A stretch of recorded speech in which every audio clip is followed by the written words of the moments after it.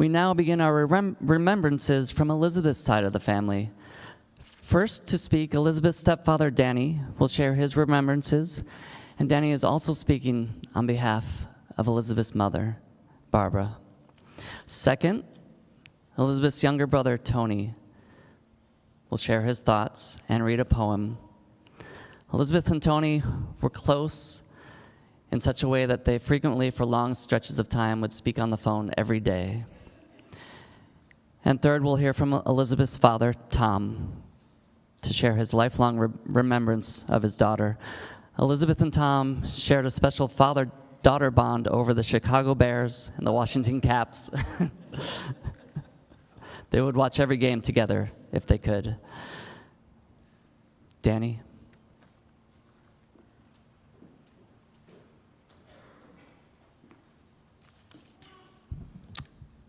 Elizabeth,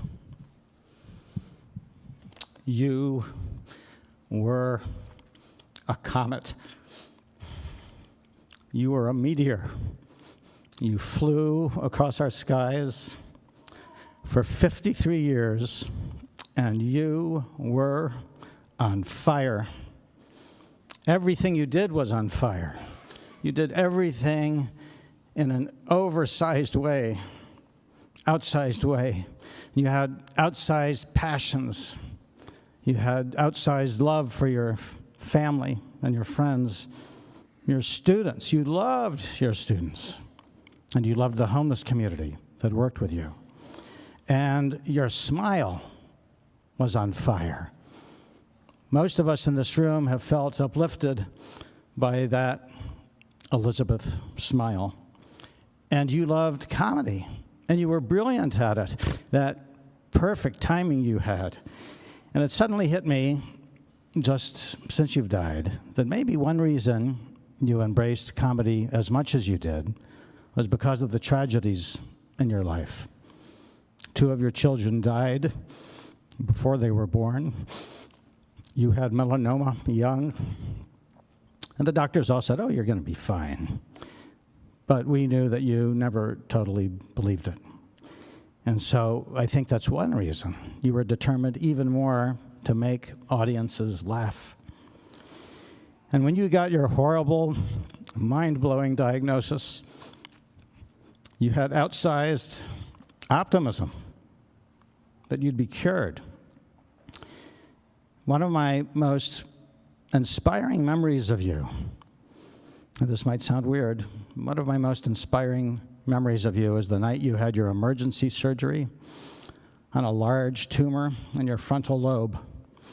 You all know what a ghastly operation that is. And just before they came to wheel you into the operating room, your mom and I tried to tell you gently, after the surgery, many people come out of it confused. They hallucinate. They're disoriented, sometimes for days or weeks. And we watched them wheel you into the emergency room, and then we all waited and were there when they brought you back from recovery, waiting to hear your first garbled, hallucinatory words. And what did Elizabeth Kitsos Kang say? She said, Stan, did you send that email I asked you to today? And he said, baby, I'm sorry, I was so busy with the hospital and everything. She said, dude, please, I want you to send it today. And after that, you worked too hard. You rehearsed plays too hard. You visited with family and friends too hard. You lived too hard for somebody with a horrible disease. But of course, we all knew you would, because that was Elizabeth. And Stan and Jamie and Eli, I just want to leave you with one thought. You guys have dealt with this nightmare with more grace than anybody has a right to imagine. And that's one of the greatest gifts your wife and your mother left you, the strength to keep on living.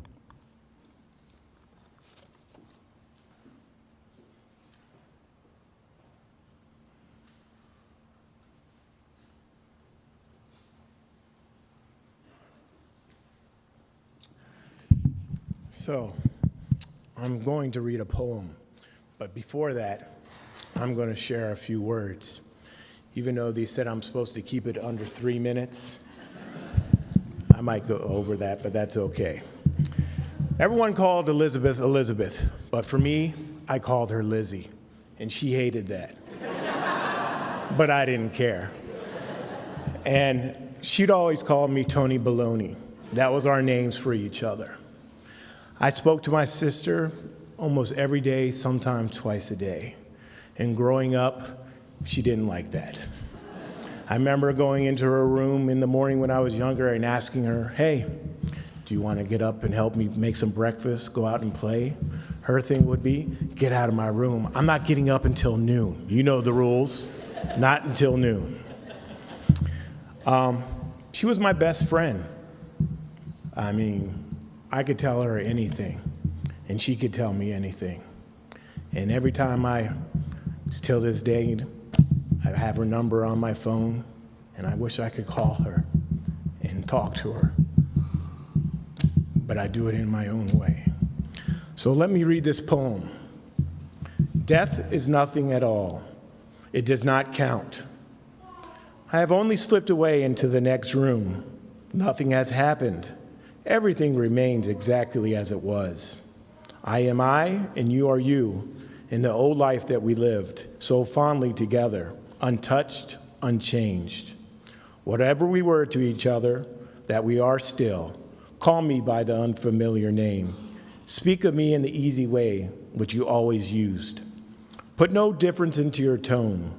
Wear no force of sorrow. Laugh as we always laughed at the little jokes that we enjoyed together. Play, smile, think of me. Let my name be ever the household word that always was. Let it be spoken without an effort, without a ghost of a shadow upon it.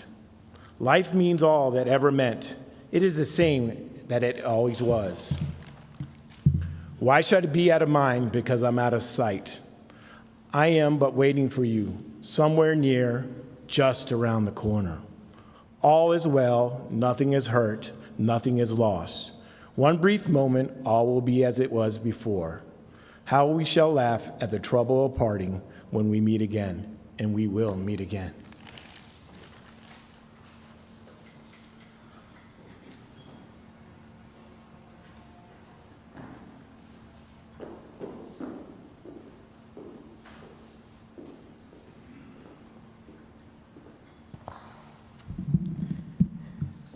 Januaries in Chicago are always very bitterly cold, icy, snowy. We all know that. That's not a revelation, but it does bring me back to the time I walked across the icy, snowy parking lot of Evanston Hospital just outside of Chicago to be with Barbara and to be there when our first child was born. The days of maternity care back then and of basically not allowing husbands was rapid. And I couldn't get in to see her very often, but I arrived on January 11th because that was supposed to be the day that the baby would come. And I practiced chain smoking a lot in the the father's waiting room and how to drink coffee. Finally, at 2:30 in the morning on the 12th, the doctor came out and extended his hand and he said, "Congratulations. You are the proud father of a beautiful baby girl." So in those days, since you were not in the room during the birth, you didn't really know what went on, you had two questions. How is the baby and how is the mother? And so I said what was expected. Does she have 5 toes on each foot and 5 fingers on each hand? And is she healthy? And how's her heart? And the doctor answered all those questions. She was in very good health. He failed to mention that she had a pretty good set of lungs and a rather distinctive voice. Barbara, on the other hand, was doing fine, according to the doctor. And he said, when you go in and see her and you hold on to the baby, don't stay very long because Barbara's quite tired. Well, I guess Barbara was in labor with Elizabeth for 26 hours. And she's still here to be with us. I have always interpreted that long later period as Elizabeth's notification to her parents that she was going to operate pretty much on her own schedule, on her own agenda, make her own decisions. Now, parents like me will make up these wild theories about why babies do certain things or why they don't do certain things. However, I think that Elizabeth's subsequent behavior over the next 53 years indicated a certain level of independence that she was going to exert, and so I think I was probably right. In her special way, Elizabeth gave us great joy. There's a couple of snapshots. Birthday number 1, standing next to a pink cake that Barbara had made, sitting on a small table. 1 year old. Snapshot number 2, Elizabeth walking through that cake as it fell to the floor on the rug and walking through the house with the pink frosting all over the place. And basically saying, hey guys, I'm 1 year old.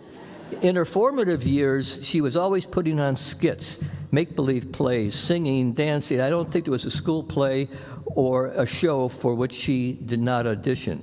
She was always on, a hoot with an infectious sense of humor, deeply interested in virtually anything and everything and everyone that came across her cognitive screen, and she was passionate about most. Jeff alluded to this in his opening remarks.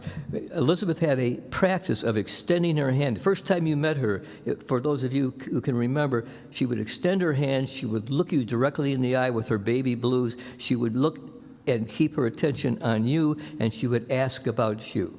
And even if you were having a bad time and dealing with a tough issue, Elizabeth was always good to talk with and get advice. But in the bargain, you might very well hear what was going on in her life, but that was part of the deal with Elizabeth. She also had a way with words. To put it politely, she liked to use a lot of them. If you looked up the word loquacious in the American Heritage Dictionary, there's Elizabeth's picture, sort of. If you stood next to her at the Metro or you sat next to her at dinner, you would be engaged, fully engaged for the evening. In that petite body, there lived a giant of a woman with warmth, compassion, strength, and empathy, and an enormous reservoir of talent that I do not think was ever fully tapped. She would act, produce, she would direct, she would write, she would rewrite, and she would hold auditions, cast, and rehearsals. And she would innovate. Her work using the theater to foster intergenerational understanding can be seen and appreciated in her Creative Age and Popular Devising Hope programs, which I hope will continue. Elizabeth is also passionate about politics, and we had endless discussions about that. That's part of our large family, is politics. But often, the adhesive that holds certain family members together sometimes seems trivial. For Elizabeth and me, it was sports. Jeff alluded to that, which would transcend more serious issues. She became more maniacal than I ever was on behalf of the Chicago Bears, which I didn't think was possible, and she adopted the Caps. I have not yet figured out how I'm going to watch football or hockey this coming season without Elizabeth next to me, either physically or electronically. She said to me and to many in the recent months, when she was in most pain and dealing with what seemed to be the inevitable, I want to live long enough to see the Caps win the Stanley Cup. And she did. And I remember for the first 3 series, she was lucid, she was awake, she was watching television. She and I would text each other about each score, and she was with her family watching it. In the final series that won the cup for the Caps, she started to deteriorate more quickly. And I don't think the last couple of games she was quite on top of what was going on the screen. But when the Caps won, and I called, and I sent a message to Stan and to Jamie and to Eli. She had been watching the television. Her eyes were not awake, but when they told her that they won the cup, she did a fist bump for the cup. And then she laid back down. Stan put her arms around her, and she closed her eyes for some more sleep, and she smiled. First smile, I think, in a number of days. That was a moment. I want to close by making a direct appeal, a direct message from me to my badass daughter. It occurred to me I don't have a nickname like Tony did for Elizabeth. I always called her Elizabeth. I just never had one. But when she was a toddler, her maternal grandfather, Barbara's father, Rocky, dropped a name on her one day when he walked by her in the yard of his house. He looked down at her and playing with dolls and said in a deep voice, "What are you doing, Little Bit?" And Little Bit giggled and told him that what she was doing, but that nickname only held for him. But I'm going to borrow it. Little Bit, I love you. I've always loved you. From that bitterly cold winter morning in Chicago a long time ago to this moment now. I know I will love you for as long as I live. I think about you every day. Last Sunday, Father's Day, was just really rough. Not because I did not hear from you, but because I knew I never would. I miss you so much. Too much, maybe. What are you doing, Little Bit? What are you doing?